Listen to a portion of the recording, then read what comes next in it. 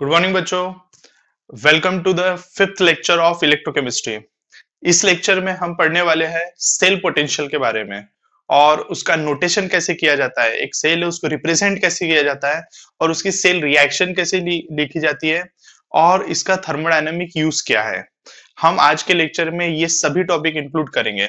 हमने हमारे last lecture में गैल्वेनिक सेल में पहला सेल देखा था, एग्जांपल जिसका देखा था डैनियल सेल। तो डैनियल सेल से हम स्टार्ट करेंगे हमारी कहानी। देखो बच्चों, जो डैनियल सेल था, डैनियल सेल, ये डैनियल सेल 1.1 वोल्ट का था। इस सेल में आपने देखा था यहाँ पर ऐसे दो बीकर थे। एक बीकर में हमने देखा था यहाँ पर जिंक आयन था जिसका कंसंट्रेशन था 1 मोलर और इसमें हमने एक रॉड डीप करके रखे थे और ये जो रॉड थी ये बनी हुई थी किससे? जिंक से बनी हुई थी। वैसे ही हमने एक और बीकर देखा था और इस बीकर में कॉपर आयन का सॉल्यूशन था और इसमें बच्चों कॉपर की रॉड डीप की हुई थी। तो ये बन गया बेटा, ये एक सेल बन गया था। इस सेल को हमने वायर के थ्रू क्या किया था? जॉइंट किया था और इसके ऊपर हमने लगा के रखा था एक बल्ब जो कि होता था ग्लो, और यहां पर हमने रखा था सॉल्ट ब्रिज। मैंने सॉल्ट ब्रिज के बारे में कुछ आइडिया दिया था, आज फिर से हम यहीं से स्टार्ट करेंगे। ठीक है बच्चों, देखो सबसे पहले मैं तुमको सॉल्ट ब्रिज के बारे में बता देता हूं। सॉल्ट ब्रिज ये एक टॉपिक है जिसके ऊपर 2 मार्क का क्वेश्चन आता है। ठीक है बच्चों, सॉल्ट ब्रिज जो रहता है एक यू ट्यूब से बनता है। ये ऐसा यू ट्यूब रहता है, यू शेप्ड ट्यूब होता है और इसमें हम क्या करते हैं, एक सॉल्यूशन बनाते हैं। एक बीकर रहता है और इस बीकर में एक सॉल्यूशन लिया जाता है। ये 5% अगार सॉल्यूशन होता है। अगार सॉल्यूशन, बायोलॉजी वाले इसको सुना होगा, अगार सॉल्यूशन आपने। 5% अगार सॉल्यूशन लिया जाता है, उसमें आपको डाला जाता है KCl प्लस KCl और NH4NO3। ये दोनों में से आप किसी को भी डाल दो। ये एक ऐसे आयंस होते हैं जो हमारे इलेक्ट्रोलाइट जो सॉल्यूशन होता है उसके आयंस के साथ में रिएक्ट नहीं करते हैं। ये पूरा सॉल्यूशन जब बन जाता है इसको अच्छे से हीट करो, लिक्विड स्टेट में जाएगा, फिर इसको इसमें पोर कर दिया जाए। पोर करने के बाद में इतना इतना फिल कर दिया जाता है इसको और उसके बाद में इसको अलाउड टू कूल, इसको ठंडा करने रख दिया जाता है। जब हम इसको ठंडा करते हैं तो ये सॉलिड हो जाता है, फिर आप इसको इन्वर्ट भी करोगे तो ये गिरेगा क्या? नहीं। तो ऐसे कुछ सॉल्ट ब्रिज बनाया जाता है। अब ये जो सॉल्ट ब्रिज होती है बच्चों, इसका कुछ एप्लीकेशन होता है।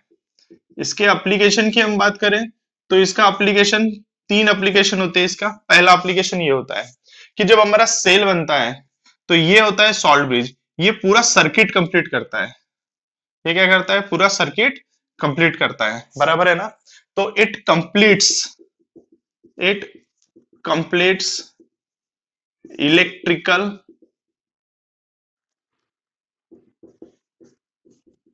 सर्किट।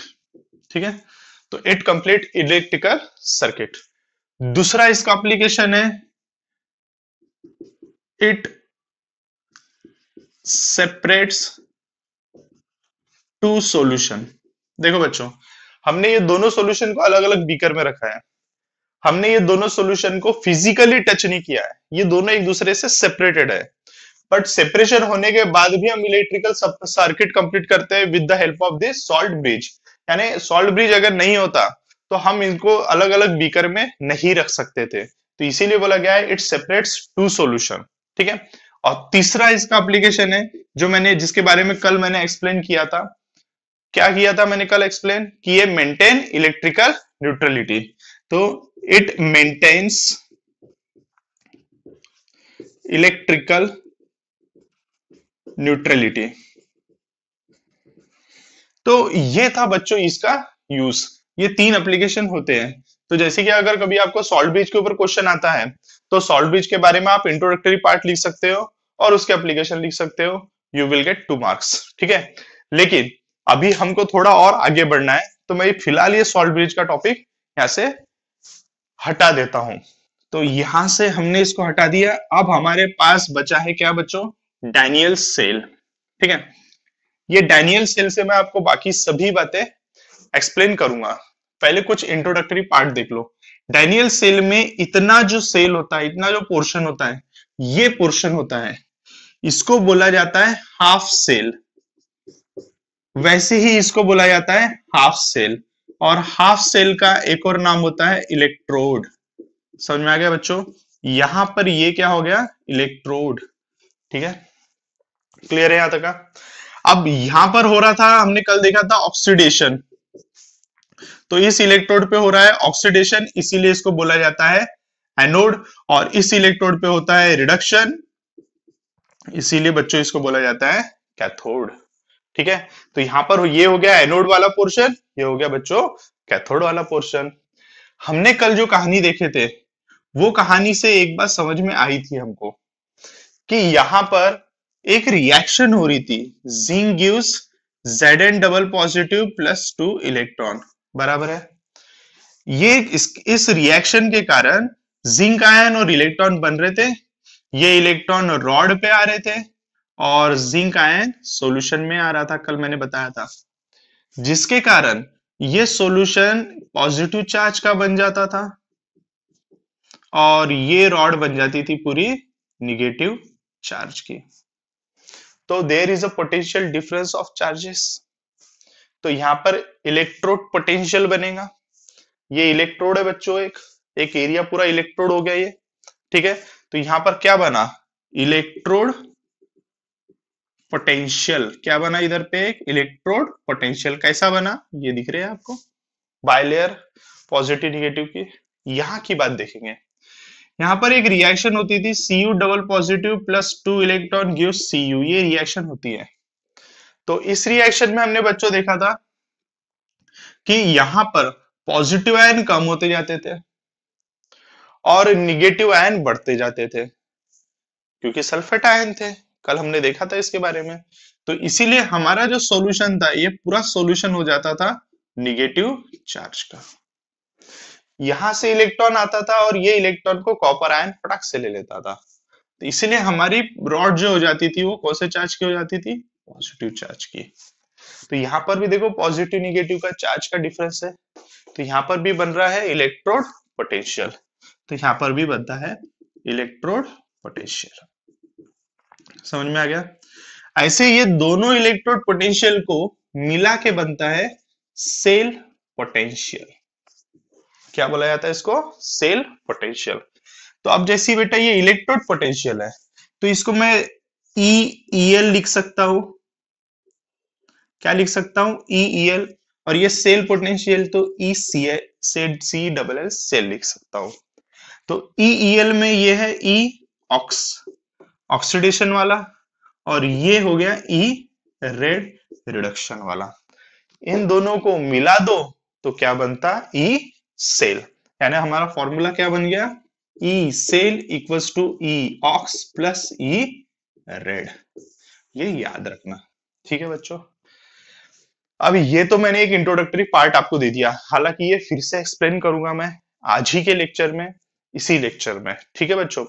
अभी हमको थोड़ा देखना है रिप्रेजेंटेशन के बारे में, तो हम फिलहाल इसको रब कर देते हैं और रिप्रेजेंटेशन के ऊपर शिफ्ट करते हैं।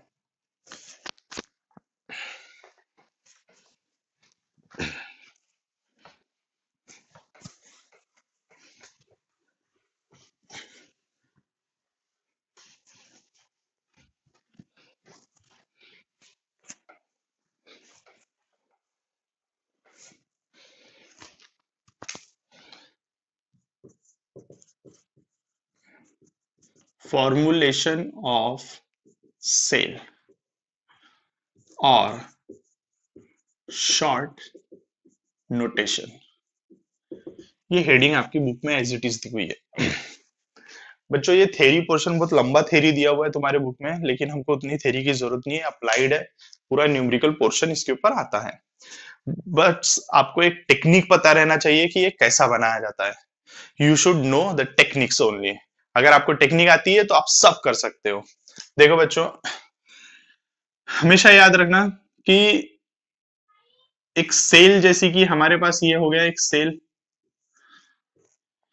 यहां पर zinc ion, zinc rod, copper ion, copper rod, और ये एक दूसरे को हमने वायर के थ्रू अटैच कर दिया। मैंने एक सेल अभी डायनियल सेल बनाया, तो इस सेल को हम रिप्रेजेंट कैसे करेंगे, आपको अगर नोटबुक में बनाना है डायनियल सेल, बार बार ऐसे बीकर बनाने की जरूरत नहीं है। आपको डैनियल सेल बनाना है, इसका नोटिफिकेशन करने का तरीका बता देता हूं। हमेशा याद रखना, सबसे नोटिफाई करते समय दो सेल को डिवाइड करने के लिए ऐसी डबल लाइन ड्रॉ कर देना। दो हाफ सेल को, इधर का हाफ सेल, ये हाफ सेल, आप जानते हो ये हाफ सेल है, ये हाफ सेल है, हाफ सेल, ये भी हो गया हाफ सेल। ठीक है बच्चों, दोनों को डिवाइड करने के लिए हमने क्या कर दिया, डबल लाइन ड्रॉ कर दिया।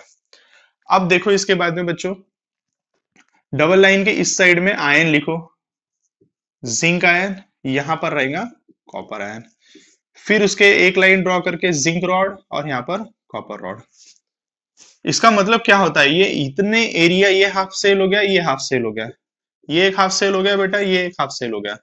Zinc rod is dipped in a zinc ion solution. इसका मतलब अच्छे से ध्यान में रखो, zinc rod is dipped in a zinc ion solution, copper rod is dipped in a copper ion solution.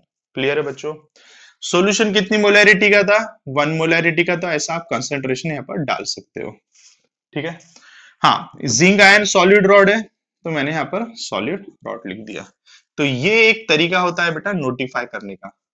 अगर आपके पास में कोई सेल नोटिफाई करके दिया हुआ है तो आप तुरंत गेस कर सकते हो, जो पहले लिखा रहता है, जो फर्स्ट लिखा रहता है, जैसे ये फर्स्ट लिखा हुआ है और ये सेकंड लिखा हुआ होता है, हमेशा जो पहले रहता है बेटा वो एनोड वाला होता है, यानी ऑक्सीडेशन रिएक्शन करता है।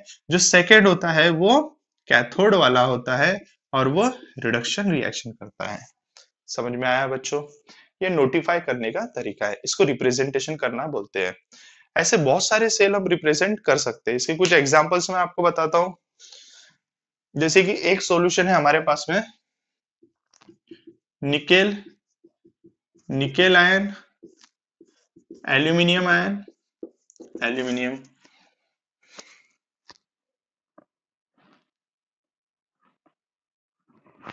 एक और है ऐसा सेल बच्चों, Mg, Mg2 positive, Ag positive, Ag।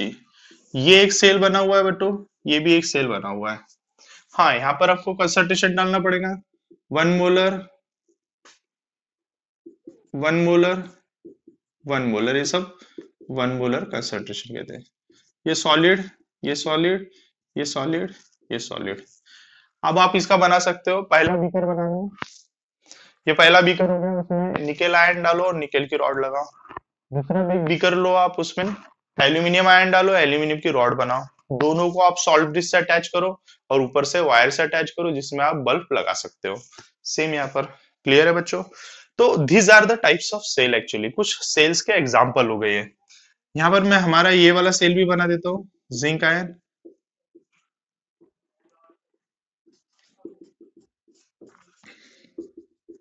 इनका कंसंट्रेशन बेटा 1 मोलर भी रख सकते हो आप, कोई दूसरा भी कंसंट्रेशन आप रख सकते हो। तो ये हो गए 3 सेल यार में मैंने रिप्रेजेंट किया। अब देखो बच्चों, कभी भी अगर आपको एक इलेक्ट्रोड को रिप्रेजेंट करना है तो कैसे करोगे? जैसे अभी तो मैंने बताया कि सेल रिप्रेजेंट करना। भाई देखो, डबल लाइन है, डबल लाइन के इधर एक इलेक्ट्रोड है, उधर एक इलेक्ट्रोड है, ये एक इलेक्ट्रोड, ये इलेक्ट्रोड, दो इलेक्ट्रोड हो गए। दो इलेक्ट्रोड बोले तो सेल होता है, ये भी एक सेल है, ये भी एक सेल है, ये भी एक सेल है। अगर मुझे किसी ने बोला कि इलेक्ट्रोड रिप्रेजेंट करके बताओ तो मैं कैसे करूंगा? देखो बच्चों, मैं इस इलेक्ट्रोड को रिप्रेजेंट करके बताता हूं। इलेक्ट्रोड रिप्रेजेंट करते समय हमेशा याद रखना, जिंक आयन, जिंक रॉड। ठीक है, तो बच्चों ये यहाँ पर इसका कंसंट्रेशन लिखना पड़ेगा आपको। इसका कंसंट्रेशन कितना रहेगा? 1 मोलर कंसंट्रेशन रहेगा। तो बच्चों इस इलेक्ट्रोड को आप ऐसे रिप्रेजेंट करेंगे। ऐसा नहीं है कि इस इलेक्ट्रोड को आप उल्टा करोगे, ये अकेला इलेक्ट्रोड है तो आप इसको भी ऐसा ही रिप्रेजेंट करना पड़ेगा आपको। ठीक है, इसको उल्टा नहीं लिखना, नहीं तो आप सोच रहे होंगे कि सर यहाँ पर ये ऐसा लिखा था, हमने ये उठा के यहाँ पर लिख दिया, और ये ऐसा, सॉरी ये एज इट इज उठा के लिख दिया और इसको हमने उल्टा कर दिया। तो उल्टा करने की जरूरत नहीं है।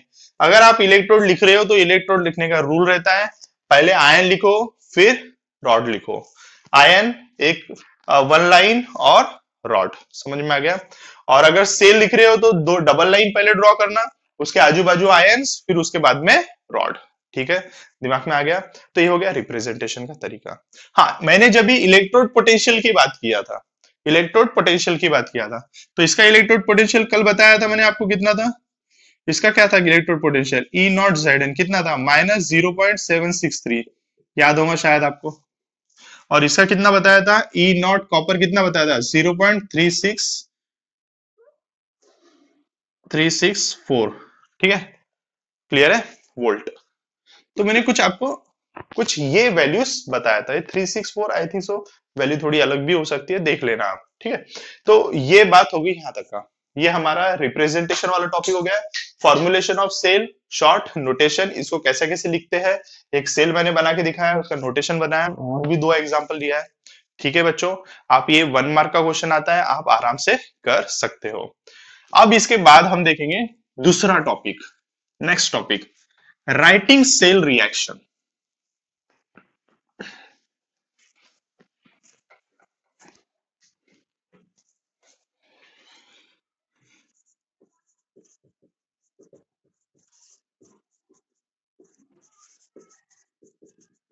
राइटिंग सेल रिएक्शन, ठीक है बेटा। ये राइटिंग सेल रिएक्शन, अगर आपके पास में सेल फॉर्मुलेशन दिया हुआ है, ऐसा दिया है, या बीकर वाला सेल बना के दिया है, और आपको बोला गया है कि सेल की रिएक्शन लिखो। अब सेल की रिएक्शन कौन सी होती है, किसको बोलते हैं सेल रिएक्शन? सेल रिएक्शन बोले तो होता है होने वाली रिएक्शन एट एनोड और होने वाली रिएक्शन एट कैथोड। कैथोड पे जो रिएक्शन होती है, एनोड पे जो रिएक्शन होती है, उसको बोलते हैं सेल रिएक्शन, और दोनों को एडिशन करके हम लिखते हैं रेडॉक्स रिएक्शन। एक एग्जांपल लेता हूं मैं आपके सामने, देखता रखता हूं। एक सेल हमारा, यही वाला हमारा फेवरेट सेल ले लेते हैं। जैसे कि एग्जांपल में पहला एग्जांपल है zinc, zinc ion, copper ion, copper rod. इसकी सेल रिएक्शन मुझे लिखना है। अब मुझे इतना नॉलेज है कि ये पहला वाला जो भी होगा ये एनोड होगा, और दूसरा वाला जो होगा कैथोड होगा, एसी आप याद रखना। और एनोड पे हमेशा होता है ऑक्सीडेशन, यहाँ पर होता है रिडक्शन, ठीक है। तो इसकी रिएक्शन लिखने का तरीका क्या है? तो भाई देखो, सेल रिएक्शंस, सेल रिएक्शन जब भी लिखते हैं तो ऐसा लिखा जाता है सेल रिएक्शंस। तो रिएक्शन एट एनोड, फिर वही रिएक्शन एट कैथोड, और दोनों का एडिशन रेडॉक्स रिएक्शन या नेट सेल रिएक्शन, ठीक है। तो कैसे लिखोगे, देखो टेक्निक बहुत सारी है इसकी बताने की। मैं आपको एक ऐसा तरीका बताता हूं जो बहुत आसान है। देखो कैसा तरीका है, ये मिटाओ इसको, यहां से इसको हटा देते हैं। ऐसा एरो बनाना, ऐसा एरो बनाना, ठीक है बच्चों। ये एरो को पकड़ लो, खींच लो नीचे, इसको खींच लिया तो एनोड के पास में लिखो जिंक गिव्स जिंक 2 पॉजिटिव, ठीक है, बराबर है ना। अरे भाई सीधा कर दिया ना मैं, बराबर है। ये वाले एरो को पकड़ के नीचे खींचो और इसको ऐसा लिखो, Cu2 positive gives Cu। Reaction complete नहीं हुई। अब इसके बाद में जिस साइड में पॉजिटिव आयन है उसी साइड में इलेक्ट्रॉन लगाओ, और उतने ही इलेक्ट्रॉन लगाना जितना पॉजिटिव आयन है। कितना पॉजिटिव आयन इधर पे, 2, तो इधर लगाओ 2 इलेक्ट्रॉन, ठीक है। इधर में कहा है पॉजिटिव आयन, इधर है, कितने पॉजिटिव आयन है, 2, तो यहाँ पर कितने लगाएंगे, 2 इलेक्ट्रॉन। बन गई reaction, reaction at anode and reaction at cathode, समझ में आ गई। अब इन दोनों को ऐड करेंगे हम। ऐड करते समय you know very well, left hand side right hand side दोनों में जो सेम सेम रहता है कट जाता है, तो 2 इलेक्ट्रॉन कटेंगे, और हमारी रिएक्शन बनेगी Zn plus Cu double positive gives Zn double positive plus copper, ठीक है। तो ये हो गई बेटा हाफ सेल रिएक्शन भी बोलते हैं इसको, हाफ सेल रिएक्शन भी बोला जाता है, इसको भी हाफ सेल रिएक्शन बोलेंगे। और ये हो गया सेल रिएक्शन। पूरा आइडिया आ गया आपको, क्लियर है, आप बना सकते हो। वैसे ही आप इन दोनों का बनाना है आपको, ठीक है। ये आपके लिए होमवर्क रहेगा। थोड़ा सा आइडिया दे देता हूं मैं आपको। यहाँ पर आप एक एक मैंने जो सैंपल लिया, जैसे ये वाला क्वेश्चन मैंने लिया था, मेरे पास में एक बेनिफिट था, यहाँ पर भी +2 चार्ज था, यहाँ पर भी +2 था, इसीलिए दोनों साइड में 2-2 इलेक्ट्रॉन आए थे, कोई परेशानी नहीं, ठीक है। मुझे कुछ एडजस्ट करने की जरूरत नहीं किया पड़े। लेकिन जब आप करोगे, जैसे ये एग्जांपल लोगे, तो पहले वाले इस ऐसी रिएक्शन में +2 रहेगा और नीचे वाली रिएक्शन में +1 रहेगा। तो यहाँ पर मैं 2 इलेक्ट्रॉन लगाऊंगा और यहाँ पर आप 1 इलेक्ट्रॉन लगाओगे। ऐसे में क्या होगा बच्चों, यहाँ पर 2 इलेक्ट्रॉन, यहाँ पर 1 इलेक्ट्रॉन हो जाएगा। दोनों इलेक्ट्रॉन शुड बी सेम, ये अनबैलेंस हो गई रिएक्शन। इसीलिए हमको क्या करना पड़ेगा, ये वाले इसको 2 से मल्टीप्लाई करना पड़ेगा। तो पूरी रिएक्शन को 2 से मल्टीप्लाई कर देना आप। बता दूं क्या आपको, कंफ्यूज तो नहीं हो रहा? चलो ठीक है, एक एग्जांपल ले लेते हैं, ऊपर वाला एग्जांपल लेता हूं। चलो ऊपर वाला ये एग्जांपल, इसका लिख रहे हैं आंसर, ठीक है। तो वही हमारे पास क्या रिएक्शन थी, जैसे हमने एरो को पकड़ के लिखा है, nickel gives nickel 2 positive plus 2 electron. बराबर है बच्चों, बराबर लिखा मैंने, कोई परेशानी? देखो आपने यही सोचा था क्या? ठीक है। नेक्स्ट वाला क्या था, aluminium 3 positive plus 3 electron gives aluminium. तो यहाँ के नंबर ऑफ इलेक्ट्रॉन, यहाँ के नंबर ऑफ इलेक्ट्रॉन सेम है क्या? नहीं है। जब तक ये दोनों सेम नहीं होंगे आप ऐड नहीं कर सकते हो, तो सेम करना पड़ेगा। ये 2 है, ये 3 है, तो हम दोनों को सेम करना है तो कैसा करना पड़ेगा, इसको 3 से मल्टीप्लाई करो, इसको 2 से। तो अगर मैं इसको 3 से मल्टीप्लाई करता हूं तो क्या बनेगा बेटा, thrice nickel gives thrice nickel 2 positive ion plus 6 electron. बराबर है बच्चों, ये रिएक्शन बन गई हमारी, क्लियर है। और इसको हम कितने से मल्टीप्लाई करेंगे, 2 से, तो क्या होगा, twice aluminium 3 positive plus 6 electron gives twice L. ये हो गया, ठीक है यहां तक का। अब इन दोनों रिएक्शन को हम जोड़ देंगे, जोड़ने के बाद में आप 6 इलेक्ट्रॉन कटेंगे, क्योंकि हमको इलेक्ट्रॉन काटना है, काटना पड़ेगा, कभी इलेक्ट्रॉन ऐसे छूटते नहीं है जोड़ते समय, ठीक है। तो यहाँ पर क्या होगा, thrice Ni plus twice aluminium 3 positive gives क्या बनेगा, thrice Ni 2 positive plus twice aluminium. बन गई रिएक्शन। आ गई बात समझ में? जैसे बच्चों इसकी कहानी है वैसे ही इसकी है। अब आप सेल रिएक्शन किसी की भी लिख सकते हैं। तो देखो बच्चों, मैंने आपको अभी तक कौन से टॉपिक पढ़ाया है, मैंने अभी तक आपको बताया है कि कैसे आप सेल को फॉर्मुलेट कर सकते हो, जो हमने जस्ट अभी थोड़ी देर पहले देखा था। फिर उसके बाद मैंने आपको बताया था एक सेल रिएक्शन कैसे। एक्चुअली मेरे अभी तक जितना पढ़ा है उसमें सिर्फ 2 ही इंपॉर्टेंट टॉपिक थे। वो 2 इंपॉर्टेंट टॉपिक में पहला फॉर्मुलेशन ऑफ सेल, सेल कैसा बना है, रिप्रेजेंट कैसे किया जाता है, ये एग्जाम्पल मैंने इसमें इलेक्ट्रोड रिप्रेजेंट करने के भी एग्जाम्पल डाला था, और दूसरा उसकी सेल रिएक्शन लिखना। क्लियर है? अभी हमारा जो नेक्स्ट टॉपिक रहेगा, अब हम जा रहे हैं पोटेंशियल के ऊपर में। वैसे मैंने पोटेंशियल की थोड़ा सा इंट्रोडक्टरी पार्ट लेक्चर के स्टार्टिंग में मैंने हल्का सा समझाया था, उसी को हम थोड़ा आगे अब एनहांस करेंगे, ठीक है बच्चों। हाँ तो बच्चों, हमारा जो टॉपिक है वो है electrode potential and cell potential. मैंने अभी जैसे इसके पहले बताया था आपको, इलेक्ट्रोड पोटेंशियल और सेल पोटेंशियल की आइडिया दिया था आपको। तो इलेक्ट्रोड पोटेंशियल जो होता है, एक इलेक्ट्रोड के ऊपर जो रिएक्शन होती है, एक इलेक्ट्रोड होती है उसके ऊपर रिएक्शन होती है। ये reaction it may be oxidation reaction हो या रिडक्शन रिएक्शन हो, ठीक है बच्चों। उसके कारण इस इलेक्ट्रोड के ऊपर पोटेंशियल डिफरेंस क्या होता है, डेवलप्स होता है। तो यानी इसका मतलब एक इलेक्ट्रोड होता है, इलेक्ट्रोड के ऊपर होती है रिएक्शन, और वो रिएक्शन के कारण डेवलप होता है पोटेंशियल डिफरेंस। डेवलप क्या होता है बेटा, पोटेंशियल डिफरेंस, तो उसको बोला जाता है इलेक्ट्रोड पोटेंशियल, ठीक है। अब जैसे कि हम बताए थे, हमने अभी देखा था इसके पहले, इलेक्ट्रोड पोटेंशियल को हम EEL से डिनोट किया जाता है इसको। अगर जैसे कि पास में मेरे पास एक इलेक्ट्रोड है, ये एक इलेक्ट्रोड है, यहाँ पर मैंने जिंक आयन लिया है और इसमें हमने जिंक की रॉड डीप की है, तो बेटा ये एक इलेक्ट्रोड हुआ है, it's not a cell, it's a half cell, you know very well. इसका रिप्रेजेंटेशन भी मैंने आपको बताया था, इसका रिप्रेजेंटेशन ऐसा रहेगा, जिंक आयन जिंक, ठीक है बच्चों। ये 1 मोलर का है तो ये 1 मोलर, ये सॉलिड है तो सॉलिड, ठीक है बच्चों, क्लियर है। तो इसको लिखेंगे कैसे, हम इसको ऐसे लिखेंगे EZN, ठीक है। कैसे रिप्रेजेंट करेंगे इसको, EZN। अब देखो बेटा, at standard condition, at standard condition, standard condition बोले तो क्या होता है, 1 atm pressure, 25 degree Celsius temperature, at standard condition. इसको कैसे लिखेंगे अपन, E0 ZN। क्या लिखेंगे अपन, E0 ZN। नॉट लगाना पड़ता है ऐसा बच्चों। नॉट लगा है इसका मतलब क्या हो गया, ई नॉट, नॉट लगा यानी स्टैंडर्ड हो गया। क्लियर है। अब ये देखो बेटा, ये बचा हमारा सेल पोटेंशियल। सेल पोटेंशियल को हम लिखते हैं ई सेल और ई नॉट सेल। इसको कैसे लिखते हैं, ई ई एल और ई नॉट ई एल। ठीक है। तो बेटा ये एक्चुअली ये स्टैंडर्ड कंडीशन पे है और ये है स्टैंडर्ड टेम्परेचर प्रेशर पे है। ठीक है बच्चों। और ये नॉर्मल टेम्परेचर प्रेशर होता है, नॉर्मल टेम्परेचर प्रेशर। तो इन दोनों के बारे में मैंने आपको इसके पहले भी एक्सप्लेन किया है। ठीक है। तो आपको आइडिया आ गया होगा कि इलेक्ट्रोड पोटेंशियल किसको बोलते हैं, सेल पोटेंशियल किसको बोलते हैं।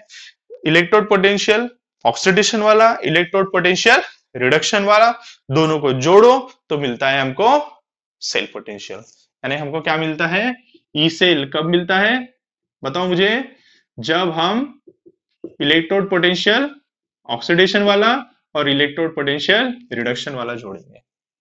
ये दोनों अगर स्टैंडर्ड वाले पता है हमको, तो E naught ox plus E naught red, इन दोनों को जोड़ेंगे तो हमको क्या मिल जाएगा, ई नॉट सेल बन गया ये। ठीक है बच्चों। लेकिन यहां तक तो सब ठीक था, लेकिन अब बात आती है आईयूपीएसी से। ये जो संस्था है, इस संस्था ने हमको बताया है कि किसी का भी स्टैंडर्ड पोटेंशियल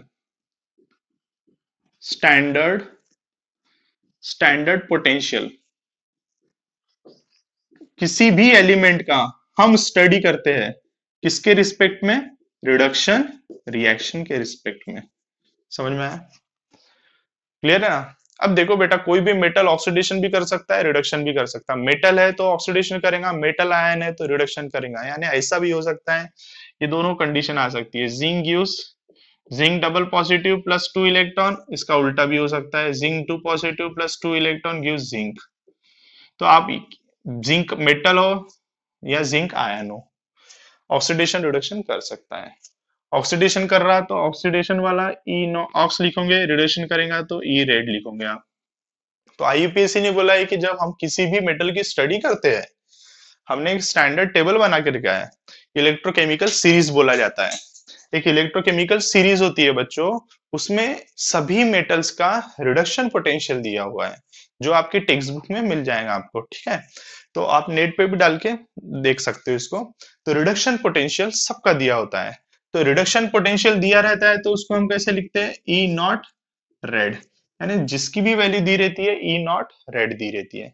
इसके पहले हमने कुछ किया था, देखो बच्चों, याद होगा हमारे लेक्चर में हमने देखा था कि जब हमने जिंक के बारे में स्टडी किया था, ठीक है, मैं एक एग्जांपल से तो आपको समझा देता हूँ, जिंक वाले एग्जांपल से।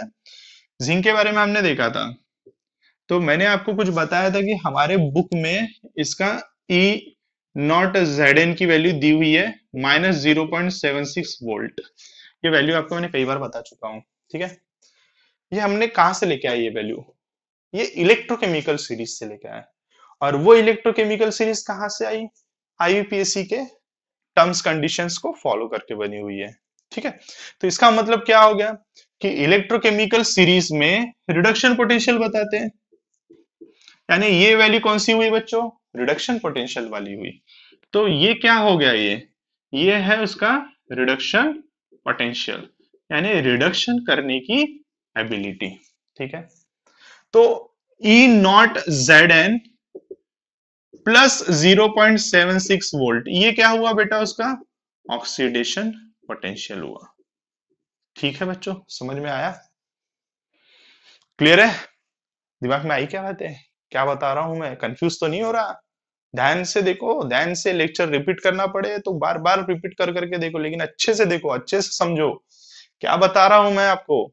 ये जो वैल्यू हमने ऑलरेडी हमारे पास अवेलेबल रहती है, ये वैल्यू हमेशा आईयूपीएसी के टर्म्स कंडीशन से जो निकाली हुई है वो रहती है, यानी वो रहती है रिडक्शन पोटेंशियल वाली वैल्यू।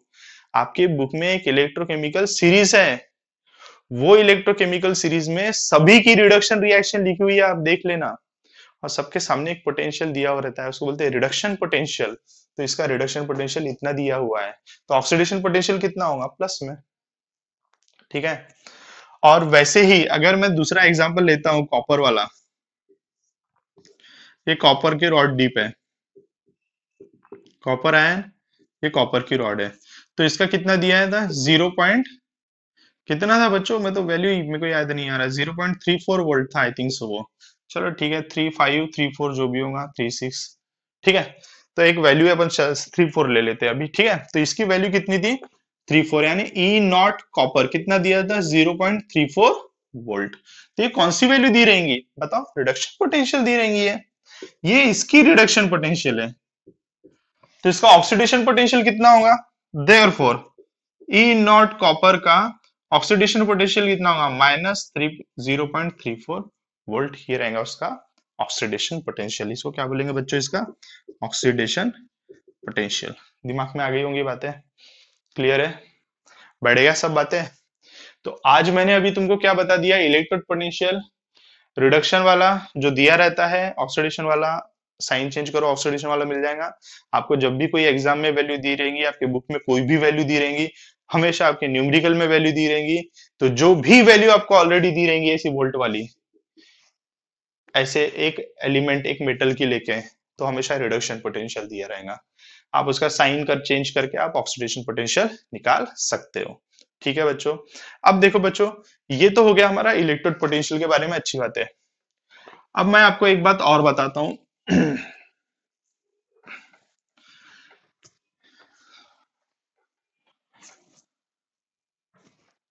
सेल पोटेंशियल की।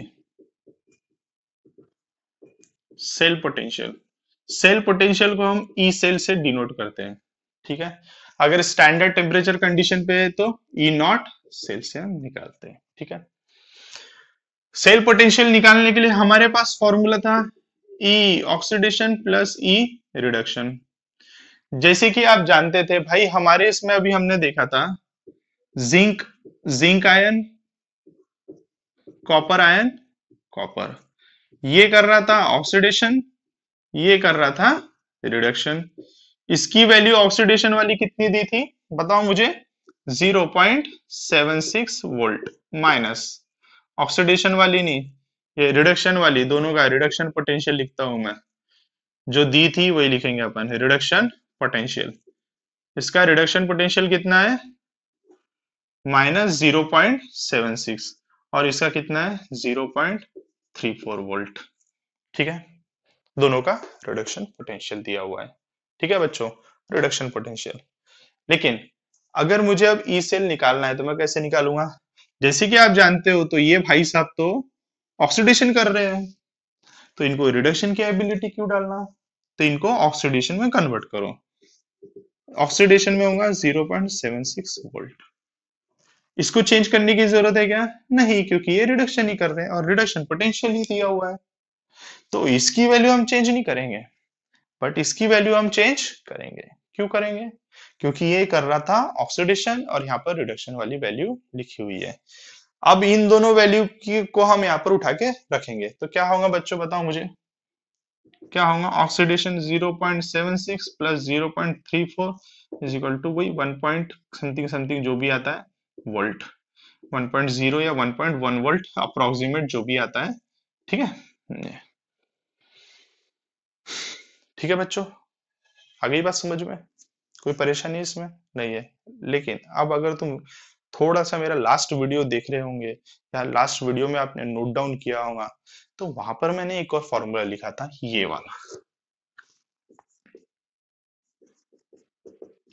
ई naught cathode minus E naught anode, लिखा था ये फॉर्मूला। ये फॉर्मूला हम कब अप्लाई करते हैं, ये फॉर्मूला हम जब अप्लाई करते हैं जब हमको ऐसा कन्वर्ट करने वाला झंझट नहीं होना।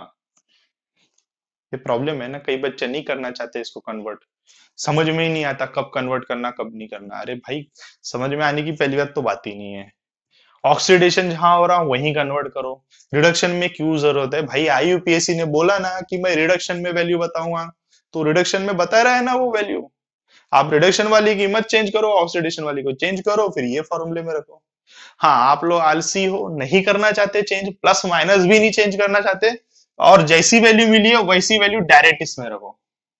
देखो ये जैसी की क्या भाई, कैथोड की वैल्यू क्या है 0.34 माइनस एनोड वाली वैल्यू कितनी थी, डायरेक्ट लिख दो, वही आएगा अपना अप्रोक्सीमेट जो आ रहा था, 1.1 वोल्ट। तो आप ये फॉर्मूला यूज करो, ये फॉर्मूला यूज करो और ये फॉर्मूला यूज करो, बात एक ही है। समझ में आ रहा है मैं क्या बोल रहा हूं? भाई ये फॉर्मूला यूज करो और ये फॉर्मूला यूज करो, बात एक ही है। बस ये फॉर्मूले में आपको वैल्यू में साइन चेंज करने की जरूरत नहीं। इस फॉर्मूले में जो हम लोग जनरली यूज करते हैं, न्यूमेरिकल सॉल्व करते हैं, हम यही फॉर्मूला यूज करते हैं। साइन चेंज करने का हम झंझट पालते ही नहीं है। लेकिन हाँ, थेरोटिकल दिमाग में बैठाने के लिए कंसेप्ट के अकॉर्डिंग जाओ तो ये करो, और इसमें साइन चेंज करना पड़ेगा, ये बात एक ही है। ऐसा खाओ या ऐसा खाओ, मेरे हिसाब से आप ये प्रीफर किया करो। साइन चेंज करने की जरूरत नहीं, जो वैल्यू स्टैंडर्ड दी हुई है यानी रिडक्शन पोटेंशियल वाली दी हुई है, वैल्यू को डायरेक्ट उठा के यहां पर रखो और आंसर निकालो। समझ में आ गया यहां तक का? क्लियर है बच्चों? कोई परेशानी नहीं है? तो इसको अच्छे से नोट डाउन करो, अच्छे से स्टडी करो। इसके बाद मैं आगे वाले टॉपिक में आपको बता रहा हूं इन दोनों के बीच का रिलेशन। ये भी तो होता है, इनका रिलेशन कैसा है वो देखेंगे।